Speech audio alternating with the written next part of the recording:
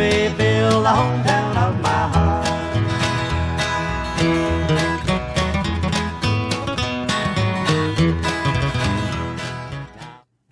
Okay, I'm going to show you a little bit of this 8 More Miles to Louisville, and of course you already know most of it, but I thought I'd give you a few little pointers there, little things that may help you get a little closer to what Don's doing, and also I'll probably tell you a few things that'll help you figure out the other tunes, some of the theory behind what he's doing. Basically, the theory is the same thing on the banjo. Same theory he uses on the banjo. It's all about positions. I think we talked about that on Facebook. So Don, he thinks on the neck from a standpoint of positions. It's all about the positions. So walking from one position to the other, either one string or double stops. He loves to use double stops just like the banjo. So same thing here with this tune. You're going to do a lot of walking up from your E, double stops, to your E here. Alright. And I'm on the 4th and 3rd strings. Alright. And it's important to learn those walk-ups. It's the same thing on the banjo that you would do on the 4th and 3rd strings. If you were playing your E chord like a banjo, if you wanted to walk up on your 4th and 3rd strings, you would do that on the banjo the same way. So you can apply a lot of those same things to the guitar. But this thing starts out right here out of your E chord, and we're going to come over here.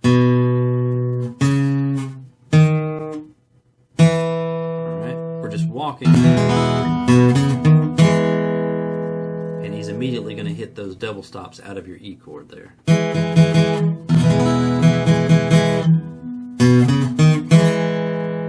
Alright. And you're going to just walk over here. You're going to you can either grab this walking, like if you walk from your E to this E,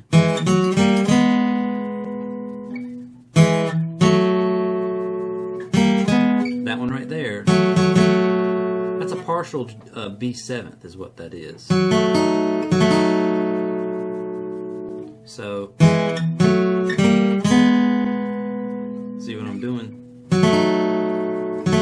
Partial B7th on the 4th and 3rd string. So,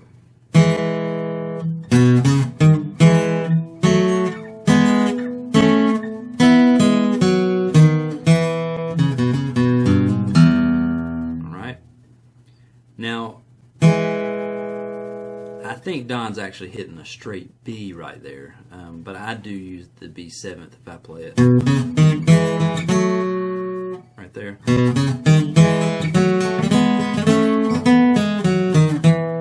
Alright. I think Don's using an actual B there. It's only a slight difference because when you're playing these double stops on the guitar, especially on the bass notes, on these higher bass strings, the second note of your double stops don't ring as much as the first note. So it's only a slight difference, and it's so quick.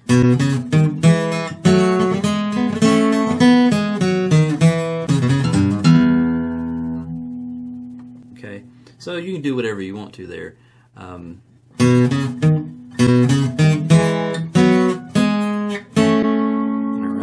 What I'm doing is walking from this E to B, back to this E, here to an A chord, still on the 4th and 3rd string. So,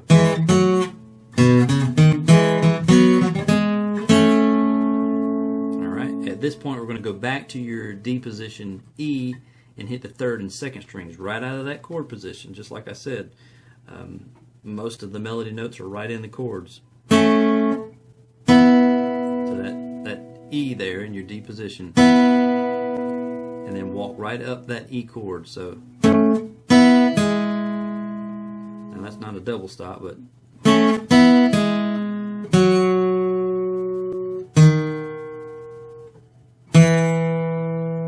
back to this note here, this E note on your 4th string. So it's right out of your E chord. But the reason why you want to do it there versus because you need to get back here and do it with this finger so you can do that.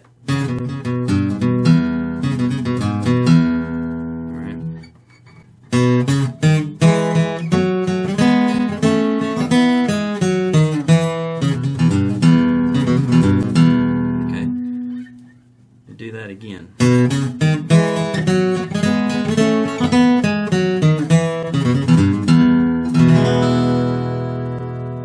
Alright, and I think you had most of that actually, from what I heard, pretty close. Like I said, what he's doing there too is he's doing those double stops, but he's also doing a little bit of a little strum there. It's kind of a timing thing. Oops.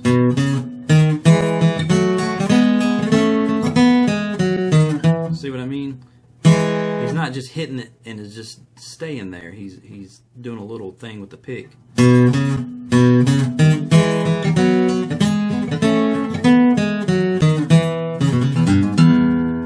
Okay. So that's basically the kickoff to it.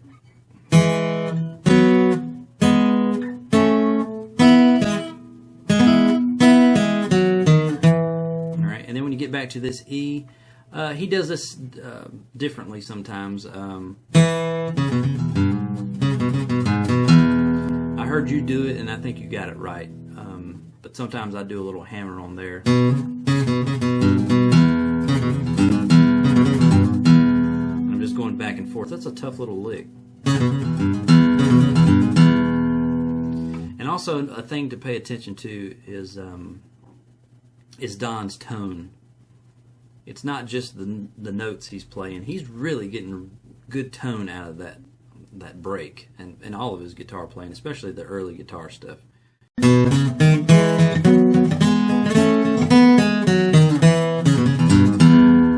mean, he's really getting those strings. And it's hard on your hands. That's why I don't like playing the guitar. It's just too much work. It's just so hard on your hands, and the break he takes is tough on your fingers too. So let's get into the break that he does. We're going to be playing right out of this E position, slide into it. I think he slides into it. I can't remember now. Okay, right out of that E chord, or D position E chord, on the second and the third and second strings, still double stops. All right, just a D7th. You know, same thing you would do on the banjo. So I think that's what it does.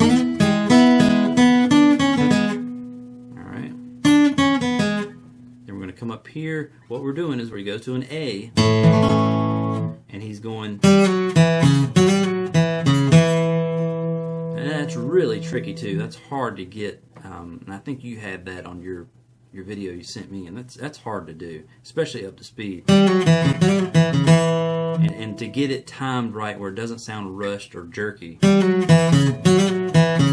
He's sliding back on the 5th fret on the 4th string to the 4th,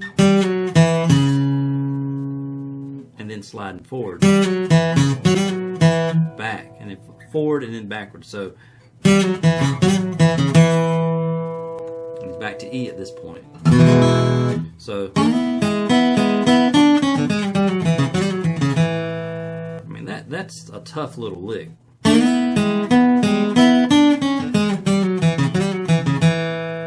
Really hard on that ring finger, sliding on that 4th string back and forth like that. And he really pulls it too. That's what I mean. It's his notes aren't just real light, or I mean, he's really hitting those and pulling those strings.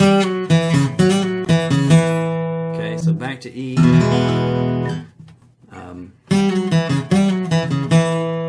Back to this D position E. He's just walking through that E right there. Still double stops. Sometimes he hits the double stop, sometimes he doesn't. So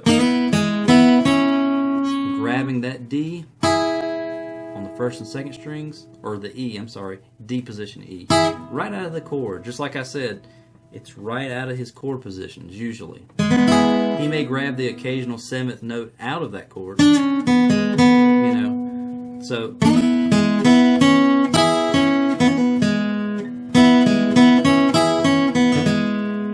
Alright, that's all he's doing, just like he would on the banjo.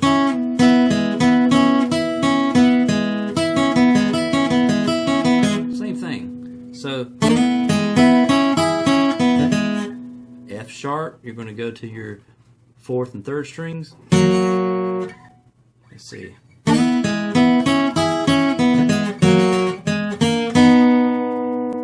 So we're going to grab this F sharp, this partial chord on the 3rd or 4th and 3rd strings, your F sharp, to this partial E on the 4th and 3rd strings. So you're still on the 4th and 3rd. Back that up on the 3rd and 2nd strings on the 3rd fret to your B. So we're doing E, I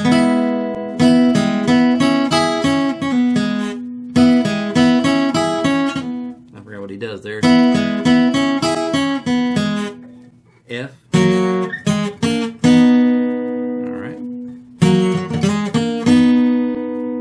B, so F sharp. Alright. And then we're in A, and this is, like I said, it's right out of your chord position. We're going to strum it. And this is really a unique Reno thing here, too. He does this on the banjo, too. So I'm strumming it and sliding back and then back to the position. This is similar to the snow deer lick if you watch that on the banjo, the instructional thing I did for the snow deer lick. He uses this in a banjo medley that he's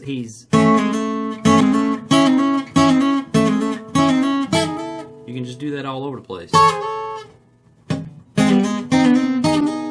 So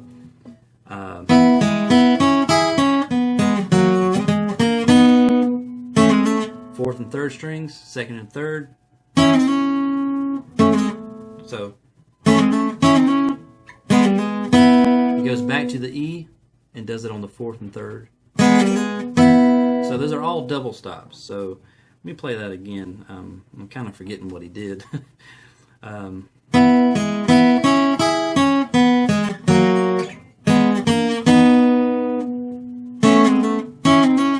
Back to your E. And then he strums it on your 4th, 3rd, and 2nd strings. So he strums down, just walking through that E chord again, to your B.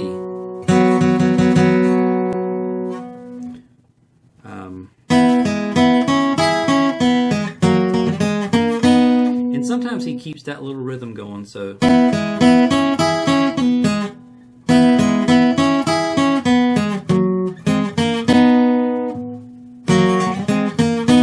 Do a little hop, but it's those same double stops.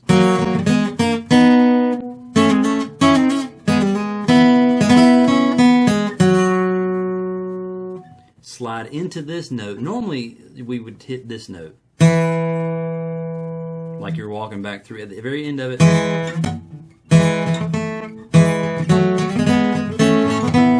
Now, so the end of it, you know, it's basically the same as the kickoff.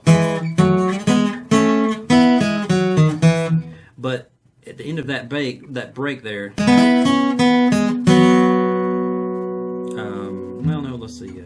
Yeah, so the A,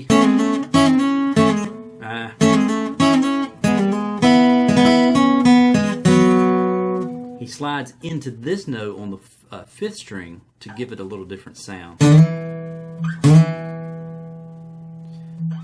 It's the same note here. Whereas, like in the kickoff, what I was trying to explain is that the ending is basically like the kickoff, except he starts it here instead of here. I guess that would have been a simpler thing to explain. Like I said, I don't play the guitar very much, so I get kind of, I gotta second guess myself a lot. to make sure I'm telling you the right thing here. So yeah, he starts it out here, and there's a little kind of, you listen to the record, there's kind of a pause to it. Hits that.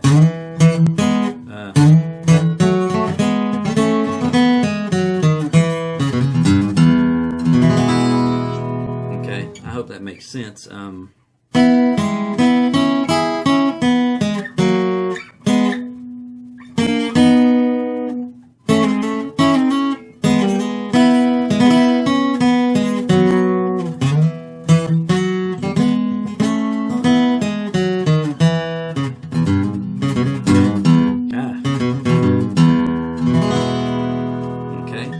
I think you can get it from that.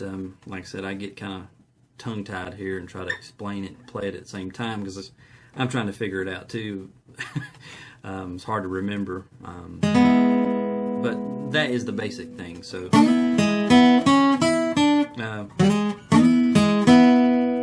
let's see, how did I do it?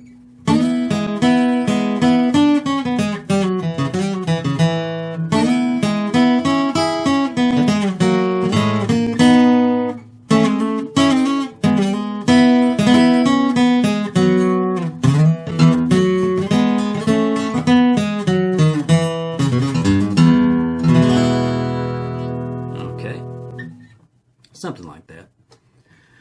All right, and so this final little thing he does, a little, I don't know what you want to call it, a little turnaround. Let's see. Yeah. Let's see.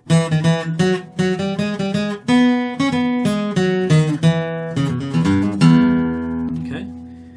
And it's just a little variation on the double stop. So I'm just going back and forth.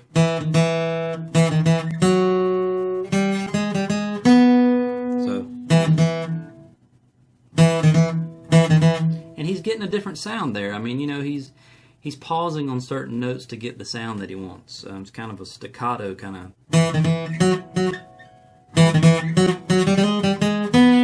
It's tough to do, actually.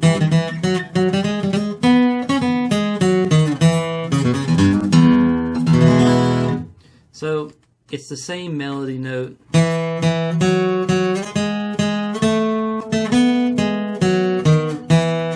He's just putting a little back and forth hop in there.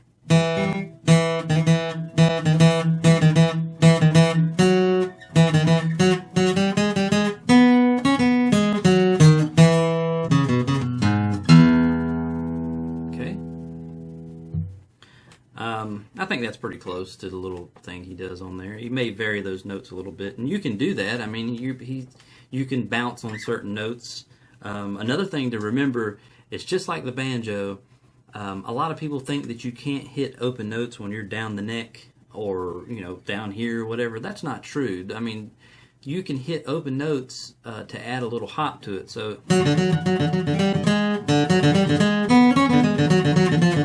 you know, it may not, you know, if you let it ring open, it may not really musically make sense in the chord that you're in. But if it's clipped off quick enough, it just adds a little something to it. Same thing with the banjo.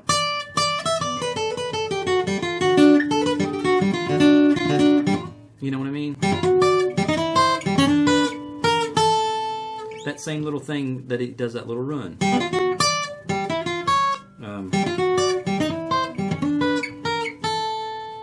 So you could hit some open notes in there if you wanted to. Which I didn't do it there, but I think that's what he's doing. It's kind of hard to do. And the same thing with the banjo. You want to try to get your fingers in the positions where you're going. Kind of like what I did there. I switched my fingers there. I'm on my middle finger there. But then I take my hand off and come back to that note with this one because I'm going to walk up 1, 2, 3 with these fingers. If I stayed on the middle, it would be hard to get there from there like that. I would have to use my pinky or something. So I hope that makes sense, but you always have to be aware of, you know, which fingers you're going to use and get your fingers in the right positions. You want it to be as economical as possible. You know, so you can do it fast as possible if you need to.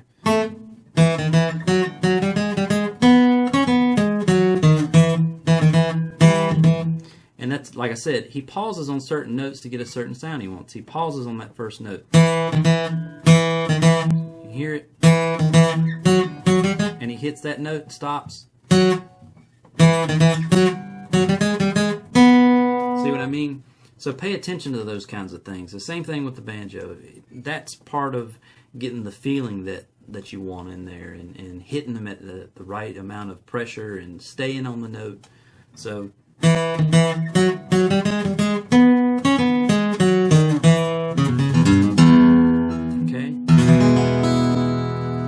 So I think that's pretty much it for eight more miles to Louisville.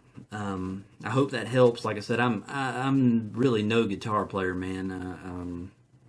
I learned all that old stuff, you know, years ago, and I hardly ever play it.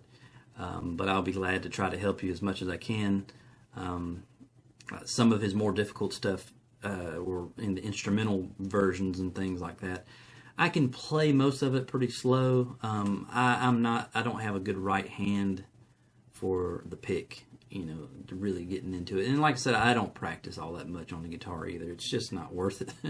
It's too much trouble. It's hard on my hands, and I'd much rather concentrate on playing rhythm. I enjoy playing rhythm behind a good banjo player because I know how valuable a good rhythm player is to me. It makes it so much easier to play when you have a good rhythm player. So I love playing just straight rhythm, and I'll just try to play as close to red as possible.